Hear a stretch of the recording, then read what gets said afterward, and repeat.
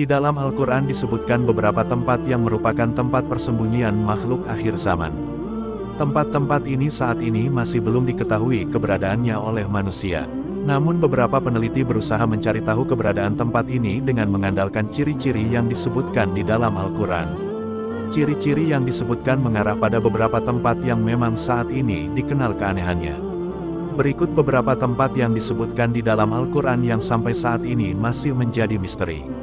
1. Tembok Yakjuj dan Makjuj. Salah satu tanda datangnya hari kiamat yakni datangnya Yakjuj dan Makjuj, yang mana hal tersebut sudah tertuang di dalam Al-Quran. Saat ini keberadaan dan wujud Yakjuj dan Makjuj sendiri masih belum diketahui manusia. Namun kabarnya keberadaan makhluk akhir zaman ini saat ini masih dihalangi oleh sebuah tembok kokoh yang dulunya dibangun oleh Raja Zulkarnain. Hingga apabila telah sampai di antara dua gunung, dia mendapati di dekat keduanya suatu kaum yang hampir tidak mengerti pembicaraan. Mereka berkata, "Hai Zulkarnain, Yajuj dan Majuj itu benar-benar perusak di muka bumi ini, maka dapatkah kami memberikan sesuatu pembayaran pada Anda supaya Anda membuat suatu dinding antara kami dan mereka?" Quran Surat Al-Kahfi ayat 93-94. Seorang penulis dan peneliti yakni Hamzah Abu Zain meyakini bahwa tembok yang dibuat Zulkarnain tersebut adalah tembok besar China. Namun hal tersebut rupanya tidak sesuai dengan ciri-ciri yang telah tertuang di dalam Al-Quran.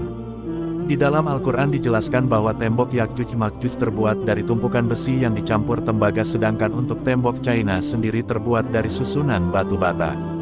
Ciri-ciri tersebut sesuai dengan satu timbunan besar tembok yang letaknya di utara Georgia, yang mana hal tersebut tertuang dalam tulisan ulama Abdul Kalam Hasan.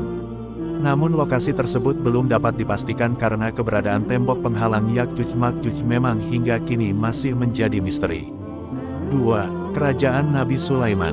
Dalam Al-Quran dijelaskan bahwa Sulaiman merupakan raja dari segala makhluk, bukan hanya manusia tetapi hewan dan jin juga tunduk pada Nabi Sulaiman. Kabarnya keberadaan istana megah Nabi Sulaiman dalam literatur bangsa Yahudi saat ini sudah tidak ada, karena runtuh kecuali hanya tembok sebelah barat yang tersisa dari bangunan kuil atau istana yang masih berdiri. Orang Yahudi menamakan bangunan kuil itu dengan tembok ratapan, dan dalam beberapa riwayat hancurnya istana Sulaiman itu bukan karena runtuh tetapi diruntuhkan oleh orang-orang Yahudi yang sombong dan angkuh.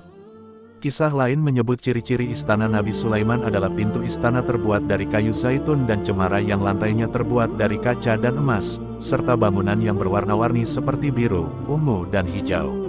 Yang mana disebutkan biru mewakili langit sedangkan merah mewakili bumi, dan ungu kombinasi dua warna yakni pertemuan dari langit dan bumi. Konon katanya di lingkungan istana terdapat bangunan lain seperti gapura yang terletak di sebelah barat daya. Di dalam istana ini juga memiliki 32 pilar di pintu gerbangnya. Beberapa meyakini pondasi kuil Sulaiman kini berada di Masjid Al-Aqsa, namun karena sudah roboh kuil ini tidak bisa dibangun kembali. Alasan mengapa Yahudi berambisi ingin menghancurkan Al-Aqsa bukan karena Al-Aqsa dijadikan persoalan melainkan simbol dari kuil Sulaiman sebelumnya. Menurut cerita, kuil Sulaiman terletak di sebelah selatan The Dome of Rock, yaitu masjid yang dibangun oleh Khalifah Al-Walid dari dinasti Umayyah. Penyebab tidak diketahuinya lokasi kerajaan ini, karena Nabi Sulaiman berdoa kepada Allah agar kerajaan tersebut dihancurkan. Dia Sulaiman berkata, "Ya Tuhanku, ampunilah aku, dan anugerahkanlah kepadaku kerajaan yang tidak dimiliki oleh orang sesudahku. Sesungguhnya Engkaulah yang Maha Pemberi berangsur-angsur." Quran Surat Sad ayat 35. 3. Jabal Qaf. Menurut kisah, saat perjalanan pulang dari perjalanan Isra Mi'raj, Rasulullah Shallallahu Alaihi Wasallam melihat gunung Jabal Qaf. Jabal Qaf merupakan sebuah gunung yang diilustrasikan sebagai gunung yang tak tampak oleh mata manusia, umumnya hanya orang-orang pilihan yang bisa melihatnya. Ibnu Abbas menyebutkan bahwa gunung yang mengelilingi bumi ini memiliki fisik yang sangat besar. Dengan begitu tentu cukup mudah untuk menemukan gunung ini, tetapi faktanya gunung ini sangat misterius keberadaannya, seolah ada sebuah tabir yang menutupi mata manusia dari gunung ini. Jabal Qaf dalam kisahnya diceritakan sebagai induk gunung seluruh gunung di dunia. Apabila Allah ingin menggoyangkan salah satu gunung maka cukup menginstruksikan induk gunung ini. Namun, hingga kini belum ditemukan lokasi dari Jabal Qaf. 4. Pulau di belenggunya Dajjal. Pulau ini merupakan tempat dibelenggunya Dajjal yang mana sosok tersebut merupakan salah satu tanda-tanda akhir zaman. Dalam beberapa riwayat hadis Nabi menyebutkan bahwa Dajjal saat ini disembunyikan oleh Allah Subhanahu wa Ta'ala di sebuah tempat rahasia di muka bumi.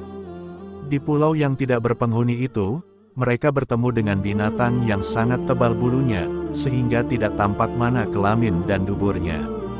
Hadis lain mengenai lokasi Dajjal dijelaskan oleh Fatimah binti Qais Rasulullah Shallallahu Alaihi Wasallam. Ketahuilah bahwa ia Dajjal sedang berada di Laut Syam atau Laut Yaman, tidak bahkan ia akan muncul dari arah timur, itulah arahnya dari arah timur, itulah tempat kemunculannya dari arah timur, itulah tempat kemunculannya sambil menuding jarinya ke arah timur.